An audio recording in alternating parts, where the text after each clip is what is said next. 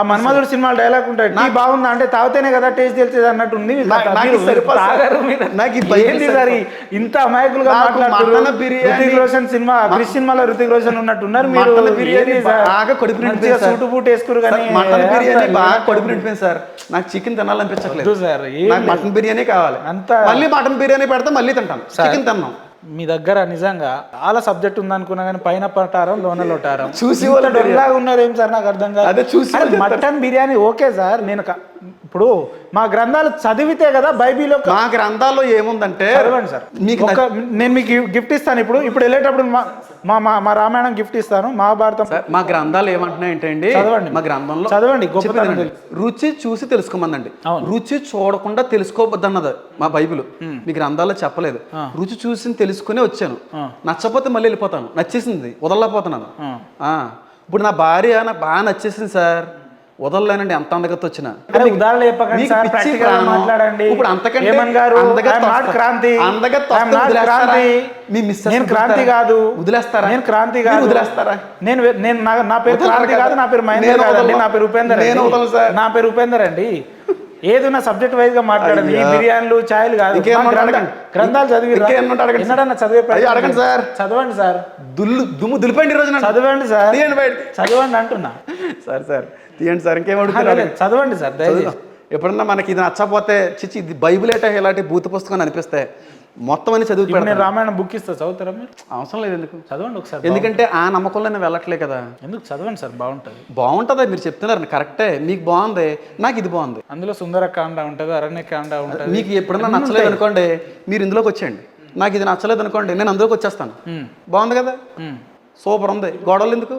ఒక వ్యక్తి బైబిల్ అనుసరించి ఒక నెల రోజులు ఉండి ఇంకొక తర్వాత మళ్ళీ హిందుత్వానికి వస్తున్నాడు. మరి ఆ వ్యక్తి ఆలోచనలు ఎట్లా? ఆ పరిస్థితి నాకు అర్థం కాలేదు సార్. ఒక వ్యక్తి నేను క్రిస్టియానిటీలో ఉన్నాడు సార్, బైబిల్ అనుసరించిండు, బాగానే ఉంది, ఒక 2-3 నెలలు ఉంటున్నాడు.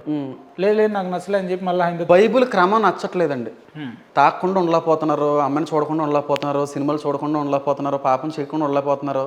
దాని బదులు వదిలేయడమే బెస్ట్ అని అనిపించింది. మీరు రోజు అట్లా ఉంటారు? ఎలాగ ఉంటారు? సినిమాకి పోకుండా ఉంటుర్రా? చూడండి. తాకుండా ఉంటుర్రా? కనీసం నేను సినిమా పాటలు కూడా పెట్టుకోను సార్. ఎందుకంటే ఇప్పుడు వచ్చేటప్పుడు కారులో మా నెఫ్యూ పాటలు పెట్టి డాడీ అంది. వాళ్ళ డాడీ వాళ్ళ మమ్మీ తెలుసు విన్నాని పెట్టలేదు సార్. నన్ను గౌరవించారు. ఏం పెట్టారు? పెట్టలేదు, పెట్టరు. ఏ సునాదా గోవింద అది కూడా పెట్టలేదు. ఏం పెట్టారు? అసలు ఏం పెట్టలేదు. నన్ను ఎందుకు సార్ మీరు పాటలు ఏంటి తప్పేముంది? నాకు అర్థం. విచిత్రంగా మాట్లాడతారు మీరు. తప్పులేదండి. నాకు వెళ్ళాను సార్. మీరు అవ్వింది సార్. బైబిల్ అనుసరిస్తారు కదా అని చెప్పి మీ పర్సనల్ పనులు ఏం చేయకుండా ఉండలేరు కదా. అంటే ఏ పర్సనల్ పనులు? పనులు అంటే పర్సనల్ పనులే సార్. ఇప్పుడు వ్యక్తిగత మీరు స్నానం చేయరా? అవి ఎవరన్నా చేసుకుంటారు. సంసారం చేయరా? చేస్తాం. వేరే వాళ్ళతో చేయకూడదు. అది తప్పు, అది పాపం. సినిమాలకు పోవడం తప్పు అనడం నాకు కొంచెం విచిత్రంగా అనిపిస్తుంది సార్. వ్యర్థమైన వాటిని చూడకుండానట్లు నా కనులను త్రిప్పివేయమన్నాడు దేవుడు. సినిమా చూడడం వల్ల నాకు ఏదన్నా మేలు మంచి జరుగుతుంది అంటే చూస్తానండి. అంటే దానివల్ల నాకు ఏం మంచి జరగలేదు. చూశానండి, చాలా చూశానండి. నాకు అంత వచ్చిన బెనిఫిట్ ఏం లేదు కాబట్టి చూడడం మానేశాను. 300, 400, 500 అయిపోయిన టికెట్ రేట్లు. మీరు ఇదే పరిశుద్ధ గ్రంథం అని చెప్తున్న బైబిల్లో ఒక్కసారి మీరు కూడా ఫోన్ ఆన్ చేసుకోండి. నేను మీకు పంపిన ఏది మన 30 క్వశ్చన్ నెంబర్ 7 అండి, ద్వితీయోపదేశ కాండంలో 13వ అధ్యాయం 6వ వచనం. ఏంటి సార్ దాని అర్థం ఏంటి? చదవండి, మీరే చదవండి సార్. నిన్నెవరు గుడికి రమ్మని పిలిచినా సరే, అమ్మ కానీ, నాన్న కానీ, అక్క కానీ, చెల్లుడు కానీ, స్నేహితుడు కానీ, భార్య కానీ, వాళ్ళను రాళ్లతో కొట్టి చంపమని చెప్పిన బైబిల్ దేవుడు. అన్ని మతాలు ఒకటే అని ఇప్పుడు కూడా అంటారా అని దాని మీకు ఏం అర్థమైందో చెప్పండి. అంటే ఇప్పుడు బైబిల్ దేవుడు ఏమన్నాడంటే, ఎవరైనా నేను వాళ్ళ గుడికి రమ్మని చెప్పిండు అనుకో, వాళ్ళని రాళ్లతో కొట్టి చంపండి మీరని చెప్పినట్టు. మరి అన్ని మతాలు ఒకటే అని మీరు ఎట్లా అంటున్నారు అనే దానికి ఆ వచనం మీకు ఎలా అర్థమైంది అంటే అండి, దేవుడు మాట్లాడుతుంది క్రైస్తులతో కదండి. పాత నిబంధనకు సంబంధించినటువంటి వచనం అండి అది. పాత నిబంధనకు సంబంధించిన యూదులతో మాట్లాడుతున్నాడు.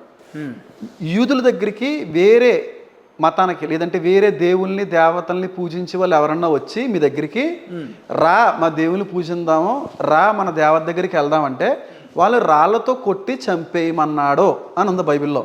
కరెక్టే. కానీ ఆ దేవుళ్ళు హైందవ దేవులు కదా. ఫస్ట్ పాయింట్, హైందవ దేవుల దగ్గర రమ్మని అంటలేదు. ఆ దేవుల పేరు మొలక్ అనేటువంటి దేవుడు అండి, బాల్ అనేటువంటి దేవుడు అండి. వీళ్ళిద్దరూ కూడా భయంకరమైనటువంటి దేవుళ్ళుగా ఆ రోజుల్లో కొలవబడేవారండి.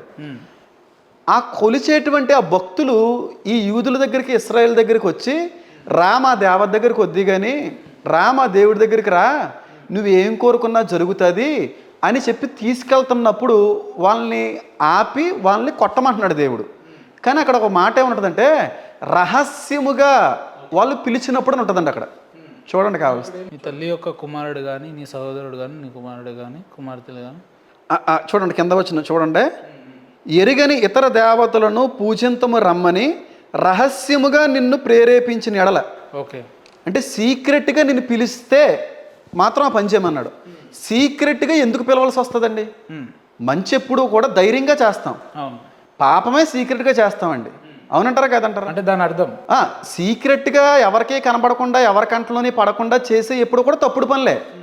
మంచి పని ఎప్పుడు కూడా ధైర్యంగా బహిరంగంగా జరిగిస్తాం. అవునా కదండి? సీక్రెట్గా వాళ్ళు రమ్మంటున్నారు అనే దాన్ని బట్టి మనకు అర్థమైపోద్దండి ఏమనంటే వాళ్ళు పూర్తిగా ఏదో తప్పుడు కార్యానికి నడిపిస్తున్నారని అర్థం. ఏంటో తప్పుడు కార్యం కూడా చెప్తానండి. ఫస్ట్ ఆఫ్ ఆల్ ఆ దేవతలు దేవుళ్ళు హిందూ దేవుళ్ళు దేవతలు కాదండి. యూదుల కాలంలో పాత నిబంధన కాలంలో మొలక్కు బయల్ అనేటువంటి దేవతల కాలం అండి. వాళ్ళ యొక్క ఆచారం ఏంటంటేనండి చిన్న చిన్న పసిపిల్లల్ని ఆ దేవులకి బలిచ్చేవారండి. బలిచ్చేసేవారు. చిల్లపిల్లడు కానీ బలిచ్చేస్తే పిల్లలు బాగుపడతారని, పంట బాగా పండుతుందని బలిచ్చేస్తూ ఉండేవారు. మొలక్ అనేటువంటి ఇత్తడి దేవత ఉంటుందండి, పెద్ద దేవత. ఆ ఇత్తడి దేవత విగ్రహాన్ని కింద నుంచి బాగా మంట పుట్టించి చిన్న చిన్న ముక్కుపచ్చలారని పిల్లల్ని ఆ ఇనప చేతుల్లో పెట్టేసేవారు. కాలిపోయి గిలగిలా కొట్టుకుని చచ్చిపోయేవారండి. అలాంటి కార్యక్రమాలకి పిలుస్తారు. మీ పిల్లల యొక్క ప్రాణాల కొరకు బలి ఇవ్వడం కొరకు రహస్యంగా ప్రేరేపిస్తారు. ఇందులో అంత అర్థం ఉందా? అంత ఉందండి. దానికి చాలా రెఫరెన్స్లు కోడ్ చేస్తే చాలా పెద్ద టాపిక్ అయిపోద్దండి. కాబట్టి అలాంటి వాళ్ళు ఎవరన్నా వస్తే కొట్టి చంపండి అన్నాడు. ఒకవేళ ఎవరైనా ఇలాంటి శుద్ర పూజలు చేతబళ్ళు చేసే వాళ్ళు ఎవరన్నా ఉంటే మనకి పరిచయమైన వ్యక్తులు మనం ఏదేదో జరిగిస్తున్నారని, మన పిల్లల మీద ఏదో చేతబడి కార్యక్రమం జరిగిస్తున్నారని తెలిసిందనుకోండి, మీరు ఏం చేస్తారో చెప్పండి. చెయ్యండి బాబు అని అంటారా? కర్ర తిరగేస్తారా? తిరగబడతాం. అవసరమైతే కత్తితో కూడా వేసేస్తారు. ఎందుకంటే మీ పిల్లల కంటే కూడా ఏది ఎక్కువ కాదు. మన పిల్లల్ని రహస్యంగా తీసుకుని బలివ్వడానికి వాళ్ళు ప్రయత్నిస్తున్నప్పుడు ఎలా ఊరుకుంటారండి? మీరు చెప్పేంత డీటెయిల్గా ఇందులో ఎందుకు లేదు? చాలా రెఫరెన్స్. ఎవరైనా గుడికి వస్తే మిమ్మల్ని రాళ్ళతో కొట్టి చాలా రెఫరెన్స్ ఉన్నాయి సార్. ఆ పిల్లల్ని బలిచ్చారని చెప్పి పాత నిబంధనలో 3-4 రెఫరెన్స్లు కనబడతా ఉన్నాయండి. వాటి అన్నిటి గురించి మాట్లాడుకుంటే పెద్ద సబ్జెక్ట్ అవుతుంది. కానీ రహస్యముగా పిలవడంలోనే మీకు అర్థం ఉంది. పిలిచేది చేసేది తప్పుడు కార్యక్రమం అది. కాబట్టి మీకు అది క్లియర్గా అర్థమైపోతుందండి పిల్లలు బలి ఇవ్వడం కొరకు. ఇది ఇప్పుడు మాటిమాటికి అమెరికా దేవుడు అని వింటుంటాం మనం అప్పుడప్పుడు. ఎవరు వింటుంటారండి? రాధా మనోహర్ దాస్ గారు ఎక్కువ అంటుంటారండి అమెరికా దేవుడు. బాగా నోటీస్ చేశారు బాగా. మరి ఆయనే కదండి మా మీద అలా పడిపోతున్నాడు. సరే, అమెరికా దేవుడు అనే పదం వెనుకున్న అంతరార్థం అంటే అమెరికాలో క్రైస్తవులు ఎక్కువ ఉన్నారు కనుక ఆ దేశానికి సంబంధించిన దేవుడు అని అంటారండి. కాబట్టి అమెరికా దేవుడు భారతదేశంలో మనకి ఎందుకు అంటారండి వాళ్ళు? రాధా మనోహర్ దాస్ గారు వాళ్ళని. అది అమెరికా దేవుడు కదండి, లోకం అంతటికీ దేవుడు. ప్రపంచం అంతటికీ సూర్యుడు ఒకడే, ప్రపంచం అంతటికీ చంద్రుడు ఒకడే, ప్రపంచ లోకం అంతటికీ దేవుడు ఒకడే. ఆ దేవుడు యేసయ్య. అంటే అమెరికాలో జనాభా ఎక్కువ ఉన్నారు కాబట్టి అమెరికా దేవుడు. అంటే అక్కడ ఎక్కువ పాపులేషన్, క్రిస్టియన్ పాపులేషన్ ఉంది కాబట్టి అమెరికాలో పుట్టింది అని అనుకుంటుంటారు. ఆ మతం మనకెందుకు అంటారు. ఆ మతం మనకెందుకు అన్నప్పుడు అమెరికా వాళ్ళు తయారు చేసిన ఫోన్లు వాడకూడదు, లైట్లు వాడకూడదు, కెమెరాలు వాడకూడదు, ట్రైన్ ఎక్కకూడదు. లెక్కను చూస్తే మీరు భారతదేశంలో ఉండొద్దు, అమెరికాలోకి వెళ్ళిపోయి. మరి కరెక్టే, దాని గురించి కూడా మాట్లాడదాం. అమెరికా వాళ్ళు దేవుడు వద్దన్నప్పుడు అమెరికా వాళ్ళు జాబులు కావాలా, అమెరికాలో సంబంధాలు కావాలా, అమెరికాలో సెటిల్ అవ్వాలా, అమెరికా నుంచి ఫోన్లు కావాలా. చివరికి మీరు వాడుతున్న ఐఫోన్ సైతం అమెరికా అసెంబ్లీడేనండి. మీరు అమెరికాది ఎందుకు వాడుతున్నారు? చైనా ఫోన్ అది కూడా మన దేశంది కాదు కదా. శాంసంగ్ ఏం కాదులేండి, అది మాకు తెలుసు సార్. మరి అమెరికా ఫోన్లు మీరు ఎందుకు వాడుతున్నారు చెప్పండి. అమెరికా దేవుడు వద్దు అన్నప్పుడు అమెరికా వాళ్ళు మనం వాడకూడదు, ఫోన్ వాడకూడదు, ట్రైన్ ఎక్కకూడదు, బస్సు ఎక్కకూడదు, సిమ్లు వాడకూడదు, ఏమీ వాడకూడదు. ముంచుకెళ్ళి బండి ఉంటే చూడండి, ముంచుకెళ్ళి బండి, ఆ ముంచుకెళ్ళి బండి ఆడుకుంటూ వెళ్ళిపోవాలి. మేము అవన్నీ చేయకుండా ఉంటాం. మీరు మా దేశాన్ని ఖాళీ చేసేయండి. మరి ఆ చట్టం వస్తే చేసేస్తామండి. చట్టం పెట్టండి. మీరు కూడా అక్కడ ఏం పర్చేస్ చేయలేదు. క్రైస్తవులు అనే వాళ్ళు ఇక్కడ ఉండడానికి వీలు లేదు. అమెరికాలో ఏవి కొనొద్దని, ఒక పర్చేస్ చేయొద్దని మీరు కూడా చట్టాలు చెప్పండి. మాకు అవసరం లేదు. ఈయనే అమెరికా దేవుడు అంటున్నాడు. మేమేమి అమెరికా వస్తువులు వాడద్దు అంటలేదు. అమెరికా దేవుడు అన్నప్పుడు అమెరికా సంబంధించిన వస్తువులు వాడకూడదు అంటున్నాను. ఇప్పుడు ఈయన మన భారతదేశం అండి. ఏ దేశం? భారతదేశం. భారతదేశం కాదు, హిందూ దేశం అంటే నేను కాదంటాను నేను. సింధు నది ప్రాంతాన్ని కాబట్టి సింధు కాస్త హిందూ అయింది కానీ భారతదేశం ఏంది భారత్ అంటే అర్థమైంది ఏం ఉంటాయండి ఇంకా అన్నీ మనకి ఎందుకు సార్? ఎందుకు చెప్పాలి? అందులోకి వెళ్తే పెద్ద పెద్ద కాంట్రవర్సీలు అండి. మన భారతదేశం మన గౌరవిందాం, నేషనల్ యాంతం పాడదాం, అన్ని అక్కడ వరకు సరే. మీరు భారతదేశం అంటున్నారు, నేను హిందుస్థాన్ అంటున్నాను. హిందుస్థాన్ సరే, హిందుస్థాన్ అన్నా ఏదన్నా ఫోన్లే, హిందూ లేకుండా కాబట్టి హిందూ దేశం ఇండియా అంటారండి. అమెరికాలో క్రిస్టియన్స్ ఎక్కువ ఉన్నారు కాబట్టి అమెరికా దేవుడు అని చెప్తే మీకు వచ్చిన అదే అండి. ప్రపంచం అంతా మాత్రం ఈ దేశాన్ని హిందుస్థాన్ భారతదేశం అన్న ఇండియాని పిలుస్తుందండి. అదే సార్. కాబట్టి రాధా మనోహర్ గారు అర్థం చేసుకోవాల్సిన విషయం ఏంటంటే, మీకు అంత పౌరుషం ఉంటే, మీకు అంత గొప్ప ఉంటే, మీకు అంత ఓపుకుంటే ఏ క్రైస్తువులు కనిపెట్టిన ఏ వాడకూడదు, మనోళ్ళు కనిపెట్టినవి వాడుకోవాలి. చివరికి క్రైస్తువులు కనిపెట్టిన ట్రైన్ ఎక్కితేనే కానీ జర్నీ చేయలేవో, క్రైస్తువులు కనిపెట్టిన పెన్ ఉంటేనే కానీ జర్నీ చేయలేవో, పని చేయలేవో, క్రైస్తువులు కనిపెట్టినటువంటి ఫోన్ లేకపోతే పని అవ్వదు. మనం వాడి అన్నీ ఏమో క్రైస్తవులు కావాలి. ఎట్లా మాట్లాడుతున్నారు అంటే ఈ సృష్టి మొత్తం క్రైస్తవుల ద్వారానే నడుస్తుంది, యేసు ద్వారానే నడుస్తుంది అన్నాడు. కాదండి, మరి ఇవన్నీ తయారు చేసిన క్రైస్తవులు అన్నప్పుడు, క్రైస్తవులు ద్వేషిస్తున్నప్పుడు, క్రైస్తవులు కలుగు చేసి తయారు చేసి కూడా వాడకూడదు. దమ్ముంటే, వాళ్ళకి అంత పౌరుషం ఉంటే. మీరు కూల్గానే చెప్తున్నారు కానీ పెద్ద బోల్డ్ స్టేట్మెంట్ ఇస్తున్నారు. మరి కరెక్ట్ కదండి. మరి గొర్రెలు అంటున్నారు కదా, మరి నేను అనొచ్చు వాడకుండా ఉండమనండి. ఒక 2 రోజులు ఫోన్ వాడకుండా, ట్రైన్ ఎక్కకుండా, బస్సు ఎక్కకుండా, బట్టలు వేసుకోకుండా, చెప్పులు వేసుకోకుండా, షూస్ వేసుకోకుండానే అన్నీ అక్కడి నుంచి వచ్చినాయండి. మరి ఇంకేంటండి, స్పెట్స్ ఆయన వాడి అన్నీ కూడా బయట నుంచి వచ్చినాయండి. అవి ఏం వాడకూడదు సార్. వాడకుండా భారతీయులు కలిగి చేసినయే, మనోళ్ళు కలిగి చేసినయే చేసుకుంటే చక్కగా ఉంటుంది సార్. మీరు ఇంటర్వ్యూ మధ్యలో ఒక మాట అన్నారు కదా, మా బైబిల్ ఒక గ్రంథం పరిశుద్ధం నేను నిరూపించుకోవడానికి నేను ఈ ఛానల్ కాదు ఎక్కడికైనా వస్తా, ఏ వేదికలైనా ఎక్కుతా అన్నారు కదా, ఆ మాట కట్టుబడి ఉండరు మీరు? ఉంటానండి. ఉన్నారా? ఖచ్చితంగా. అంటే మీరు ఒక్కరే వస్తారా లేదంటే మీ వాళ్ళతో? ఎవరో ఉండరు, నాకు సెక్యూరిటీ కానీ బౌన్సర్లు కానీ.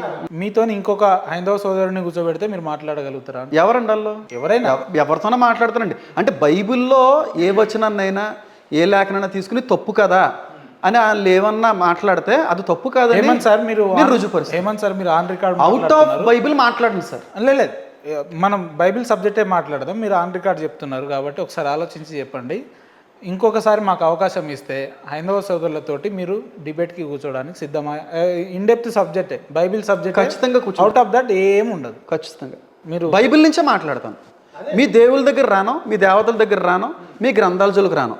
నా గ్రంథంలో ఉన్న వాటిని ఎత్తి చూపు తప్పుగా మీరు మాట్లాడు. చాలా చాలా అద్భుతంగా మాట్లాడు, నాకు చాలా బాగా నచ్చింది. అంతే అండి. మీరు క్వశ్చన్ చేయండి, నేను ఆన్సర్ బైబిల్ నేను ఇచ్చిన ఆన్సర్ రైటా రాంగ్ అనేది ప్రేక్షకులు చూస్తారు.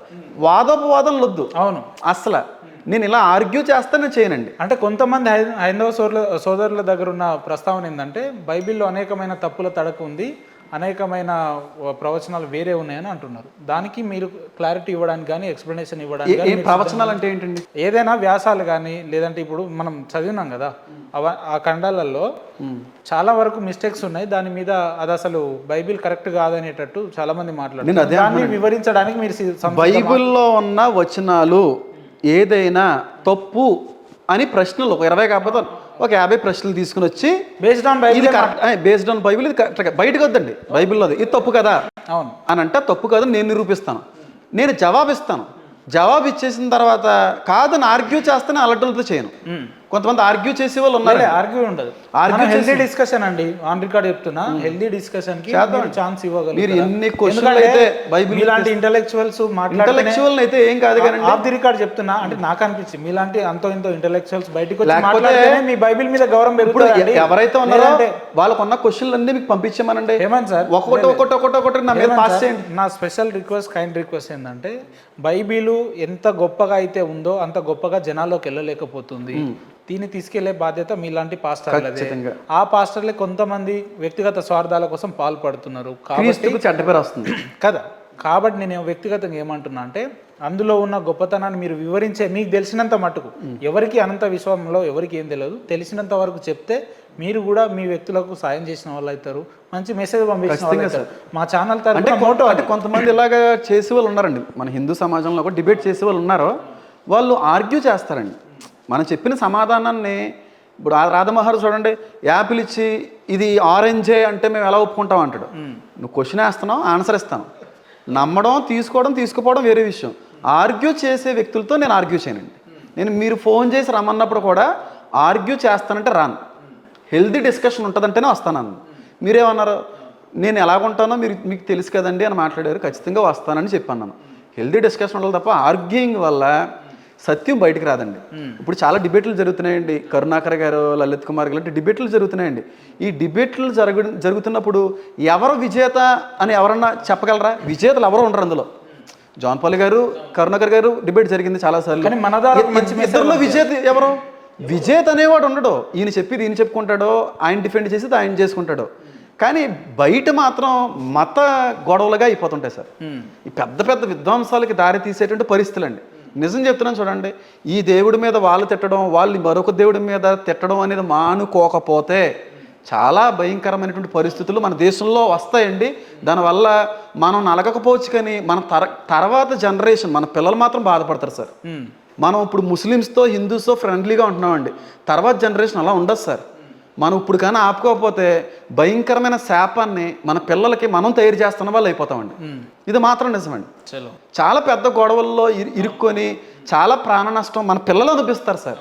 మనతోనే పోవాలి మన ఖచ్చితంగా సార్. అది మన భవిష్యత్ తరాలు చాలా నలుగుతాయండి. మనం చిచ్చు రేపుతున్నామండి. విధ్వంసాలు వాళ్ళు అనుభవిస్తారు సార్. వద్దంటానండి నేను 100%. అందరూ మీ లెక్క ఆలోచిస్తే లేదు సార్, ఈ వ్యత్యాసాలు ఉండవు కదా, మనతోనే పోతుంది అని అనుకుంటున్నారు. కానండి రేపు కొట్టుకొని చేస్తారు సార్ మీ పిల్ల మా పిల్లని సార్, నరికేసుకుంటారు సార్. మీ మాటలు విన్న తర్వాత నాకు నిజంగా చాలా వినసంపుగా ఉంది. కాకపోతే అజయ్ బాబు లాంటి పాస్టర్లు కూడా ఇంత రూడ్ గా ర్యాష్ గా రెచ్చగొట్టే మాటలు సరైనవి కాదు సార్. నేను చెప్తున్నానండి, రెచ్చగొట్టకూడదండి. అస్సలు ఎట్టి పరిస్థితుల్లో కూడా సహనాన్ని కానీ ఓర్పుని కానీ కోల్పోకూడదండి. కోల్పోతే క్రైస్తవుడు అనిపించకూడదు సార్. రోషం ఉండొచ్చండి. అజయ్ బాబు గారిని తప్పు పడుతున్నా, నేను తప్పు పట్టట్లేదు సార్. మరి ఆయనకు వాక్యం ఏ విధంగా అర్థమైందో నాకు తెలియదు, కానీ ఒకవేళ పాస్టర్ అయితే ఖచ్చితంగా ఉండవలసిన అనుభవాలు కొన్ని ఉంటాయి సార్. పైగా దేవుడు ఎక్కడా కూడా వేరే దేవుల్ని దేవతలను ఎక్కడ తిట్టమని లేదండి. పాస్టర్లు తిట్టుకుంటున్నాం కానండి, ఎక్కడ తిట్టమని లేదండి బైబిల్లో. నిజం చెప్తున్నానండి. బైబిల్ గ్రంథంలో అపోస్తులుడైన పౌలు ఉన్నారండి. ఆయన్ని ఒకసారి కొంతమంది పట్టుకుని చెరసాలకు అప్పచెప్పాలనుకున్నారు. రాజుగారు ఏమన్నారంటే, ఈయన తప్పు చేయడానికి, శిక్ష చేయడానికి, జైల్లో వేయడానికి కారణాలు ఏమన్నా ఉన్నాయా అని ఎదిగితే కారణాలు ఏమీ దొరకవండి. ఏమీ దొరకనప్పుడు ఏదో కారణం కూడా లేదన్నప్పుడు రాజుగారు అంటారు, చివరికి మన దేవతలు ఏమన్నా తిట్టాడా, పోనీ మన దేవుళ్ళు ఏమన్నా అన్నాడా, ఆ కారణం అన్నా సరిపోద్ది దీన్ని లోపలేయడానికంటే. ఈ అపోస్తులుడైన పౌలు దేవుల్ని దేవతలను కూడా తిట్టలేదండి. కాబట్టి ఆయన తప్పించబడ్డాడండి. నిజంగా అపోస్తులుడైన పౌలు దేవుల్ని దేవత అర్తిమాదేవి అని ఉండేవారండి ఆవిడ. వాళ్ళని కానీ తిట్టుంటే అపోస్తులుడైన పౌలు ద్వారా ఇన్ని పుస్తకాలు మా చేతికి రాకపోతుంది సార్. అపోస్తుల కార్యం 19వ అధ్యాయంలో అది ఉంటుందండి. ఆయన అపోస్తులుడైన పౌలు బ్రతకడానికి, అలాంటి వారి చేతిలో నుంచి తప్పించబడ్డానికి గల కారణం అక్కడ రాయబడి ఉంటుంది. ఏ దేవతల్ని తిట్టలేదు, మరి ఇంకేం కారణం ఉంది, విడిపించండి అంటాడు రాజు. ఇలా తిట్టడం వల్ల మీ మనోభావాలు దెబ్బతీయడమే కాదు, కానీ 2 రకాలైన మతాల మధ్యన విధ్వంసాలు సృష్టించిన వాళ్ళు అవుతున్నారండి. చాలా మంచి సందేశం చెప్పారు. నిజం సార్. అది మీ దేవుళ్ళు మేము తిట్టకూడదు సార్, మీరు మమ్మల్ని తిట్టకూడదు సార్. మీరు మమ్మల్ని తిట్టండి, మేము భరిస్తాం. మేము అంటే మీరు తట్టుకోలేరా సార్? నేను చెప్తున్నాం కదండి, మేము తిట్టుకోవాల్సిన అవసరం లేదండి. మీ నమ్మకాలు మీకుంటాయి. బైబిల్లో కూడా యేసుక్రీస్తు ప్రభు వారు ఏమన్నారంటే అండి, సువార్తను మాత్రమే ప్రకటించమన్నాడండి. ఆయన సువార్తను ప్రకటించుకుని వెళ్ళిపోమన్నాడు తప్ప జనన, మరణ, పునరుద్ధాలు దేవుని యొక్క 2వ రాకడ వీటి గురించే మాట్లాడమన్నాడు. అదే సువార్త. అంతేకాని మీరు వెళ్ళి వేరు దేవతల్ని, వేరు దేవుల్ని తిట్టమండడం అనేది సువార్తలో లేనిది. జనన, మరణ, పునరుద్ధానము, రాకడ, దేవుడు 2వ రాకడ వస్తుంది. ఇదే సువార్త. కానీ అన్న ఏమన్నా క్రిస్టియానిటీలో మంచి ఎంత ఉందో, అంటే మీ వ్యక్తులనల్లా మీకు ఒకరి తర్వాత ఒకరు మెసేజ్లు పంపించేసి లేదు అట్లా, ఆ క్వశ్చన్స్ కాదు. నా వ్యక్తిగత ప్రశ్న ఏంటంటే, మీలాంటి వ్యక్తులు మంచి మంచి సందేశాలు ఇచ్చే వ్యక్తులు ఉన్నప్పటికీ ఎందుకు చెడునే ఎక్కువగా పోర్ట్రేట్ అవుతుంది అనేది ప్రశ్న. అంటే ఇందాక నేను చెప్పిన కదా, అమ్మ తేజ లాంటివి. నేను ఒక మాట చెప్తాను సార్. నేను పాపంలో బ్రతికి చాలా రోజులైందండి. 5 years చేశానండి ఆ పాపం. మారేను దేవుడి కొరకు బ్రతుకుతున్నానండి. నేను చచ్చిపోయేంత వరకు దేవుడి కొరకే పనిచేస్తాను, దేవుడి కొరకే బ్రతుకుతున్నానండి. మీరు? అవును. మీ ఫ్యామిలీ కోసం కాదు సార్, దేవుడి పని కోసమే కదండి నేను నియమించబడ్డాను. నా కుటుంబాన్ని చూసుకునే బాధ్యత నాదే, కానీ పని చేసి దేవుడి కొరకు నేను దేవుడి పని చేస్తానండి. సేవకుడు అంటే ఏంటంటే, పాస్టర్ అంటే దేవుడి పని, దేవుని సేవకునండి. ఏమంటే ఇది చేస్తున్నానండి. కాబట్టి నా కుటుంబ బాధ్యత మాదే. నాకు సంబంధించింది. దేవుడు పని చేసుకుంటే వెళ్తున్నాను. ఏదో మాట్లాడారు ఇప్పుడు. క్రిస్టియానిటీలో నెగిటివ్ ఎందుకు ఎక్కువ పోర్ట్రేట్ అయితే? అదే, నేను పాపం చేశాను సార్, మారానండి, దేవుడి కొరకు బ్రతుకుతున్నాను, నా కొరకు బ్రతుకుతున్నాను, మంచిగా బ్రతకాలనుకుంటున్నాను. కానీ నేను చచ్చిపోయేంత వరకు నేను చేసిన మంచి అయినా మర్చిపోద్దు, కానీ నేను చేసిన చెడు మాత్రం లోకం మర్చిపోదండి. ఇది నేనైనా కాదు, మీరైనా కాదు, ఎవరైనా. చేసిన మంచి పనులు 99 అయినా లోకం మర్చిపోద్ది, కానీ చేసిన ఒక్క చెడు పని మాత్రం చచ్చిపోయే వరకు వెంటాడుతుందండి. చెడుని ఎక్కువ ఎత్తి చూపుతుందండి లోకం. అంటే మనిషి యొక్క నైతికతే అంతండి. ఓకే, చేసిన మంచిని మర్చిపోయి చేసిన ఒక్క తప్పుని ఎత్తి చూసి మాట్లాడేటువంటి తత్వం అండి మనిషిది. కాబట్టి ఎప్పుడు తప్పునే ఎత్తి చూపుతుంటా తప్ప మంచిని ఎత్తి చూపట్లేదు. మంచి చేయలేదా దేవుడి గ్రంథం అంటే? త్రాగుతున్నారు, త్రాగొద్దంటుంది, వ్యభిచారం చేయొద్దంటుంది, అబద్ధాలు ఆడొద్దంటుంది, తల్లిదండ్రులను సన్మానించమంటుంది, దూషించొద్దంటుంది, చంపొద్దంటుంది, నరహత్య చేయొద్దంటుంది. వీటన్నిటి వల్ల మంచి వస్తుంది. ఇదంతా కూడా మంచే, దీనివల్ల మంచి జరుగుతుంది. ఎక్కడో మనుషులు చేసిన కొన్ని పొరపాట్లు అందులో ఉండడాన్ని బట్టి ఇది గుర్తు చేసి ఇది పోర్ట్రేట్ చేస్తున్నారండి. దానివల్ల దేవుడికి చెడ్డపేరు రావడం, క్రైస్తవ్యానికి చెడ్డపేరు రావడం జరుగుతుంది. మమ్మల్ని ఇన్నన్నా భరిస్తాం సార్, ఇన్నన్నా పడతామండి, మిమ్మల్ని ఏమన్నామండి, కానీ మీ నుంచి మేము కోరుకునేది ఏంటంటే మమ్మల్ని అనండి, తిట్టండి, ఏమన్నా చేయండి, దేవుణ్ణి ఏమనకండి సార్. ఎందుకంటే సార్ ఏదో ఒక రోజున తీర్పులో నిలబడతారండి.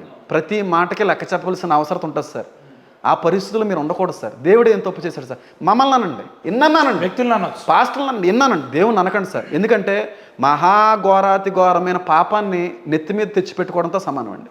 అది చెయ్యొద్దనే నేను సలహా ఇస్తానండి. మమ్మల్ని అనండి, ఇన్నానండి. ఆయన మంచోడు సార్, అలాంటి పరిశుద్ధిని మనం అనకూడదు సార్. నా వయసులో ఆయన కొట్టి చంపేశారు సార్. నా వయసులో ఆయన్ని నడువంతా చీరేశారు సార్. నా వయసు కుర్రోడిని బట్టలు ఇప్పి ఊరేగించారు సార్. బాగా ఎమోషనల్ అవుతున్నారు. నా వయసు కుర్రోడిని భయంకరంగా చిత్రహింసలు పెట్టారు సార్. నా వయసు కుర్రోడు సార్, నా వయసు సార్, నా వయసులో ఉన్న కుర్రోడిని ఎంత భయంకరంగా బాధ పెట్టారంటే అంత భయంకరంగా బాధ పెట్టారు. ఎమోషనల్ అవ్వట్లేదు సార్, నిజాలు చెప్తున్నాను సార్. అంత బాధ పెట్టినా సరే, ఉడుకు రక్తమైనా సరే, చచ్చిపోతున్నప్పుడు కూడా అన్న ఆఖరి మాట్లాడి తెలుసా సార్, తండ్రి వీరు ఏం చేస్తున్నారో వీళ్ళకి తెలియదు కనుక వీరిని క్షమించి అన్నటువంటి దేవుడు అండి ఆయన. ఎంత చేసినా, ఎంత కొట్టినా, బల్లింతో పొడిసేసిన, కొరడాలతో చీల్చేసిన, ముల్లికీరంతో పొట్టేసిన, రాత్రంతా అందరూ ఉమ్ము కూడా కాంట్రించి ముఖం మీద వేసిన క్షమించండే అని అన్నాడండి. 33.5 సంవత్సరాల 4 నెలల వయసు ఉన్నటువంటి ఒక యవనస్తుని కొట్టి చంపేశారు సార్. ఏ తప్పు చేయలేదండి. తప్పు చేశారంటే దానికి అర్థం వివరించే దాన్ని బట్టి చూస్తే మీరు ఏదో బైబిల్ని కేవలం చదవాలి కాబట్టి అని కాకుండా పూర్తిగా లీనమైనట్టున్నారు బైబిల్లో. ఏమండి పూర్తిగా లేనం కాదు సార్. ఆయన భారం ఏంటో అర్థం చేసుకున్నామండి. ఆయన త్యాగం ఏంటో అర్థం చేసుకున్నానండి. ఆయన సాక్రిఫైస్ ఏంటో అర్థం చేసుకుంటే మనం ఆయన ఏమీ అనలేము సార్. మనం ఏమి అనలేమండి. చిన్న వయసు అండి. మీరు నేను ఇంచుమించుకు ఒక వయసు ఉంటాం సార్. అలాంటి కుర్రను కొట్టేశారండి బట్టలు ఇప్పేసి. మన కనీసం ప్యాంటు కొంచెం కింద తీసుకొని రావడానికే చాలా సిగ్గేస్తుందండి. అంతమంది ఆడవాళ్ళ మధ్యన ఊరేగించారండి. ఏం తప్పు చేశారంటే ఏ తప్పు చేయకుండా కొట్టారండి. ఎందుకంటే అక్కడ పొంతు పిల్లది కావచ్చు, అక్కడ జడ్జ్ చేసే వాళ్ళు కావచ్చు అంటారు, ఈయనలో ఏ తప్పు లేదు కదరా అంటారు. చివరిగా ఏమన్నా బైబిల్ని ఉద్దేశించి మంచి ఒక సింగిల్ వర్డ్లో బైబిల్ గురించి, బైబిల్ గొప్పతనం గురించి చెప్పాలంటే ఏం చెప్తారు మీరు? బైబిల్ గురించి అండి చెప్పలేను సార్. బైబిల్ అంతా మంచి సార్. బైబిల్ అంతా మంచి, బోల్డ్ అంత మంచి ఉందండి. అందులోంచి ఒకటి తీయమని అలా చెప్తాను, తీయలేండి సార్. అన్నీ మంచిగా ఉన్నాయి సార్. మంచే. బైబిల్ యొక్క గొప్పతనం ఏంటంటున్నా? బైబిల్ ఉన్న గొప్పతనం ఏంటంటే అండి, మనిషి సహజసిద్ధంగానే పాపంలో పుట్టారండి. మనిషి చనిపోయిన తర్వాత జీవితం అనేది ఉందండి. క్రైస్తవ్యంలోనే కాదు, హిందుత్వంలోని, ఇస్లాంలో కూడా నరకం అనే దాన్ని నమ్ముతారు. మీరు అన్ని మతాలు నరకం అనే దాన్ని నమ్ముతారు.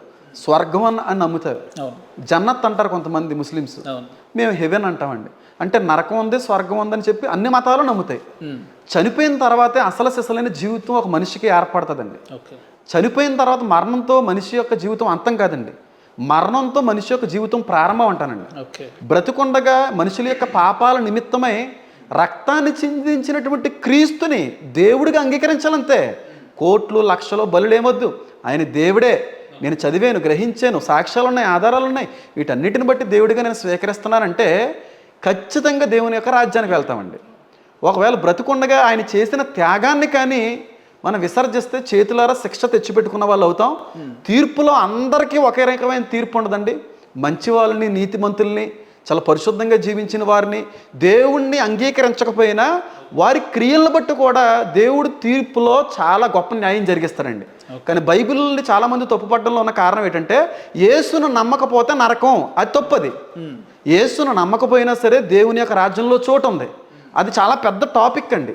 రోమిలికి రాసిన పత్రిక కావచ్చు, ప్రకటన గ్రంథంలో కొన్ని మాటలు ఉన్న వాటిని బట్టి కావచ్చు, తీర్పులో ఖచ్చితంగా దేవుడు మంచోళ్ళకి ఎప్పుడు అన్యాయం చేయడండి, నీతిమంతులకి ఎప్పుడు అన్యాయం చేయడండి, పరిశుద్ధంగా బ్రతికిన వాళ్ళని ఎప్పుడు అన్యాయం చేయడం. ఖచ్చితంగా న్యాయం జరిగిస్తాడు. ఆయన నమ్ముకోలేనంత మాత్రాన్ని మెడపట్టుకుని నరకాన్ని నడిపించే దేవుడు కదే.